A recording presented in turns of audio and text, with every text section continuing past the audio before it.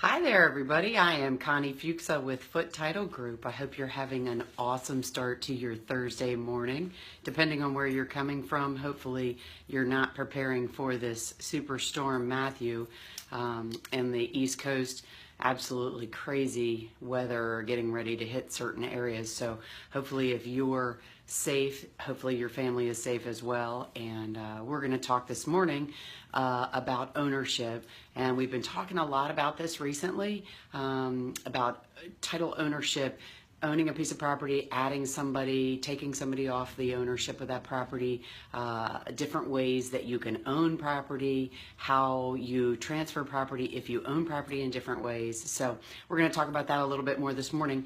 One of the reasons is because we actually had somebody who gave me a really good question after our broadcast on Tuesday, and so I wanted to speak to that a little bit this morning. Good morning, Natalie. Wow, the lady who's getting ready for her big day on Saturday. Good luck, and thanks for tuning in. Joyce, how are you, my friend? Let me say that if you are tuning in live, please check in like these great ladies did, because then I can say hi. I can find out who's actually on with us this morning, and I can reach out to you, maybe some questions that you have, I can talk to you directly. So check in, let me know that you're on. Thanks so much for tuning in. I really appreciate your time this morning. And if you're watching us on the replay, also, feel free. I check with our live broadcast all day because I want to make sure that I'm answering any questions or reaching out to people that have talked to me about things that they may need information on or help on. So if you're watching the replay, thanks so much for tuning in as well. And please check in and let me know that you're on as well. It's really important to me to be able to help you with information that you need for your home ownership and in any real estate questions that you have. So as I've said before, I don't know everything about real estate, but I've been doing home closings for 30 years. And so if I don't know the answer, I have some connections that we can find the right answers for you. And I love to be able to help you with information. So today I wanted to talk again about ownership, adding people to the title to the property, taking people off the title of the property. How does that work? Changing your mortgage, all those types of things. Good morning, Chip. I hope you guys are safe in Florida or out of Florida in preparation for this storm. So a couple of things we've been talking about. First, let me talk about different ways that you can own the title to the property with another person. And we've talked about this a little bit, but I want to say this again for those who maybe have tuned in before and maybe didn't get all the information, or maybe you haven't heard it before. So there's different ways that you can own property when you own it with different people. And those different ways kind of have some effect on what could happen if things change during your ownership. So really quick, let me run through. If you own a piece of property with someone else and you're married, more than likely you own it as what's called tenants by the entirety. And that means that both of you own 100% of that property. And if something happens to one of you, the other one automatically owns it completely, doesn't have to go through an estate process.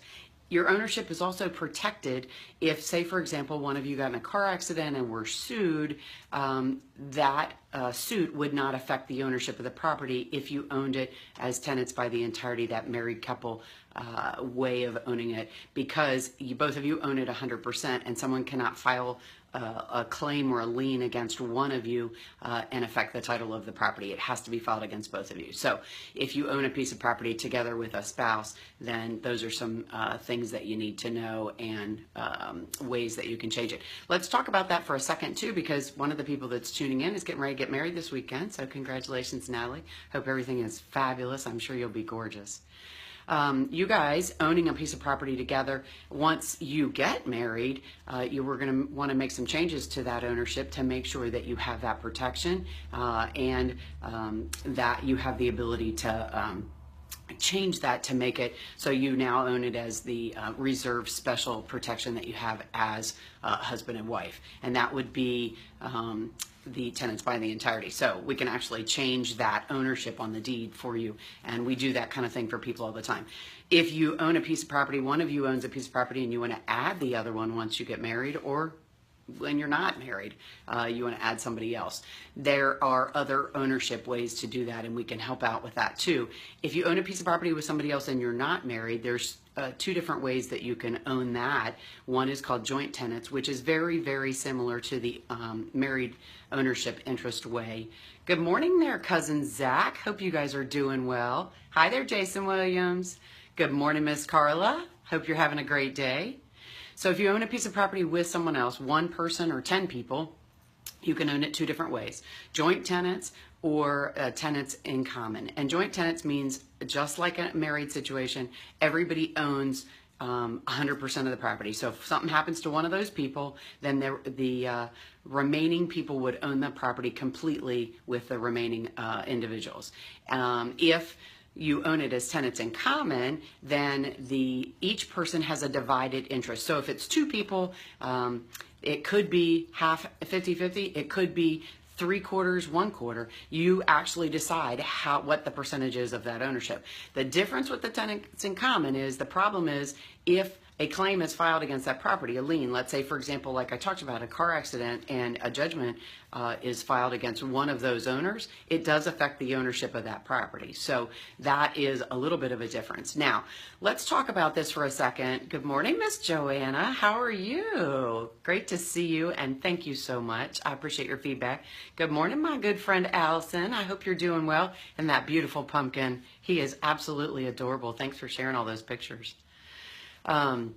Okay, so if you own a piece of property with someone else, and for whatever reason that relationship has changed and you want to take somebody off the ownership of the property, we can prepare a deed changing that ownership, taking somebody off or adding someone.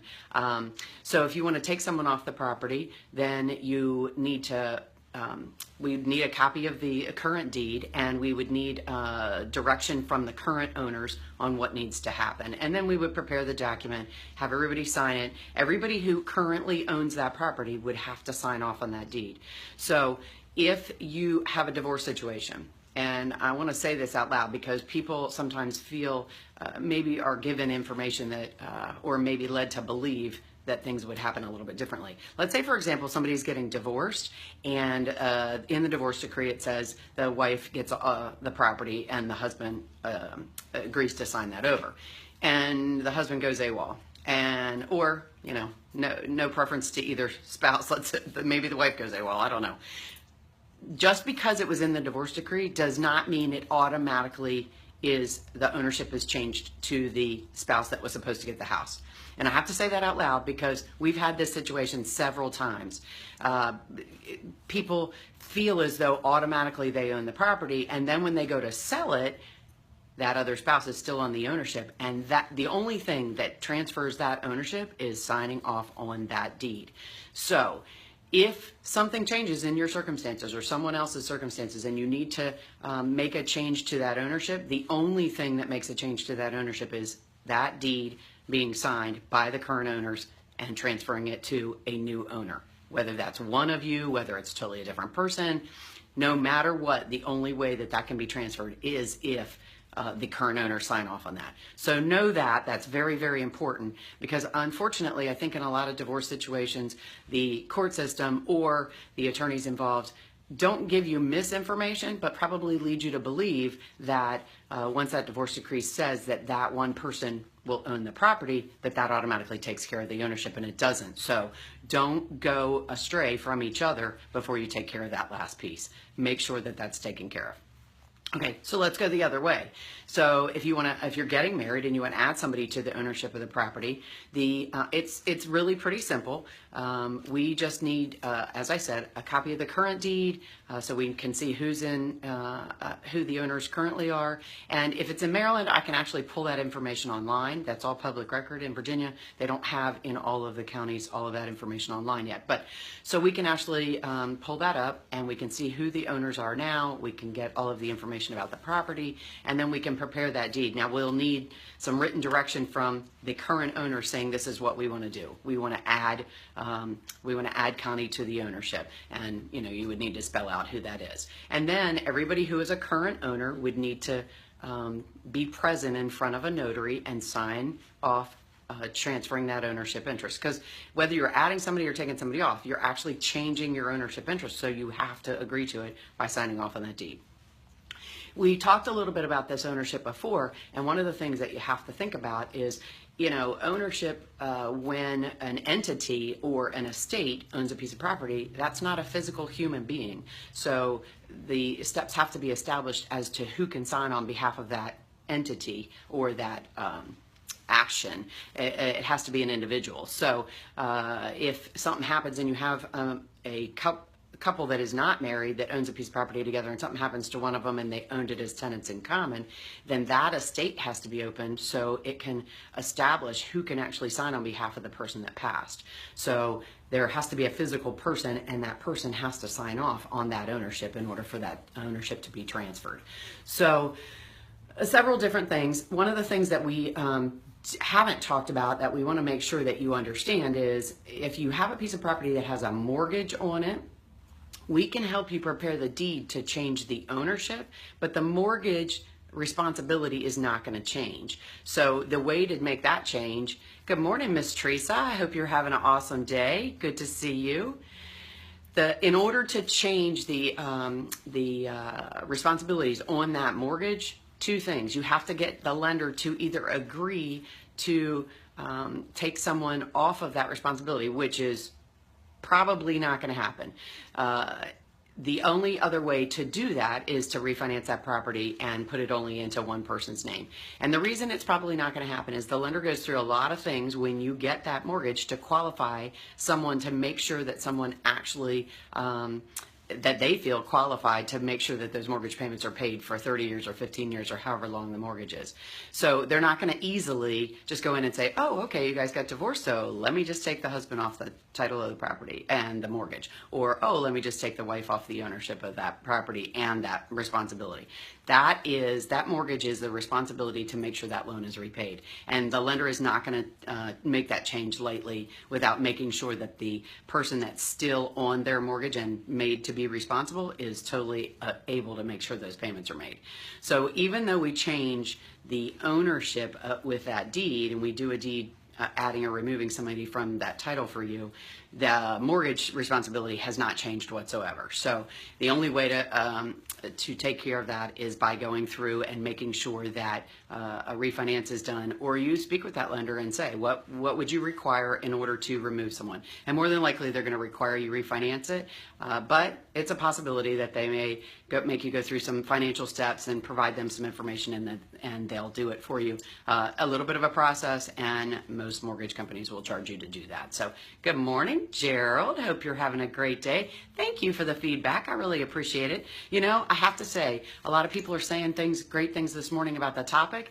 The topic is because someone said to me, I don't understand this, please talk about this. So I feel like we've been talking about all this ownership for a couple of weeks, and sometimes I feel like, gosh, you guys hear the same thing from me all the time. So it really, really is important for you guys to reach out to me and say, I don't understand this, or tell me something about this, or talk about this, because if you are asking the question, more than likely there's a lot of other people that have the same question. So thanks for the feedback, I appreciate it, and thank you for asking questions. So the ownership is, when we talk about title or ownership or deed, the deed is an actual document that is recorded in the land records that tells everybody who owns that property. The title is the chain of documents, or the documents that have been signed and recorded throughout as long as that property existed, through the life of that property, that tell who has owned it, who has placed some financing against it, who's mortgaged against it, who may have had a lien against it, who have recorded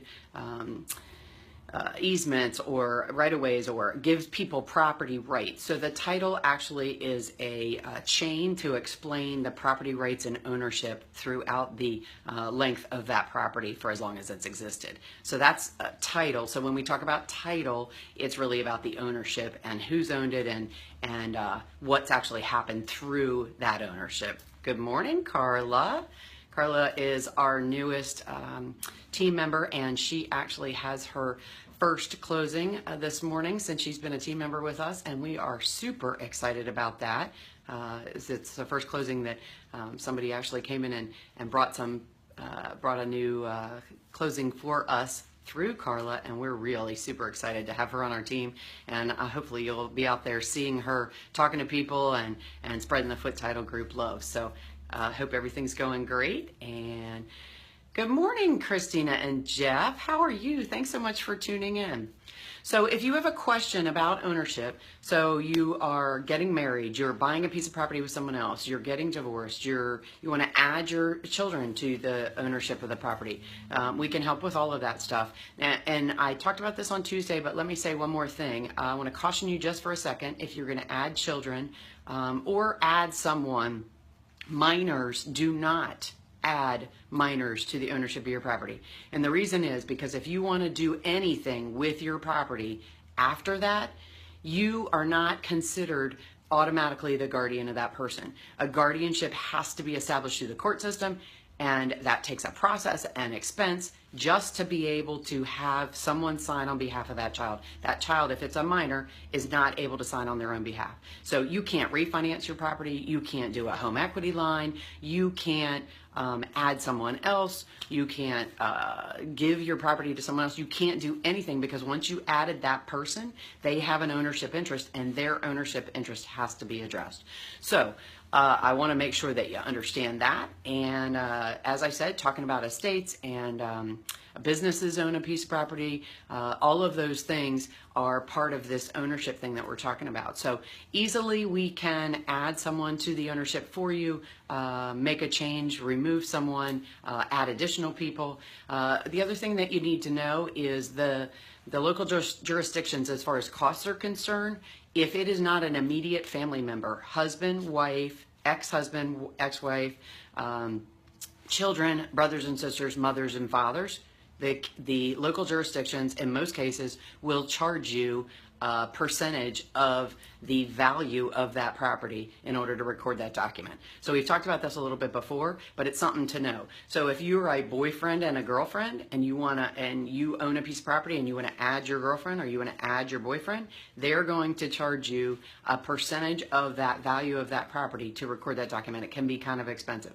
Now, I'm not saying you shouldn't do it. I'm just saying be aware that that's one of those expenses. If you're removing somebody, the exact same thing. If it is not an immediate family member, in most jurisdictions they will charge you a percentage of that ownership, and it can be kind of expensive. So that's something to know. Let's see. So as we talked about, the only way that you can change the ownership is if all the individuals that currently have an ownership sign off on it, or their interest is addressed, like with an estate or a trust. A trust is also an entity that a person has to be designated. Now, in most cases, in a trust situation, the trust actually addresses who can sign on behalf of that trust. So typically that's already pretty well resolved and doesn't have to go through any kind of a process to get that established. There's trust documents that say that. Just like with organizations, usually in an organization there are organizational documents that say who has the ability to sign on behalf of that organization. So hopefully this has been helpful information for you. I really appreciate all the feedback and everybody's time. Good morning, Miss Sharon. I hope you are doing well. It's great to see you on this morning.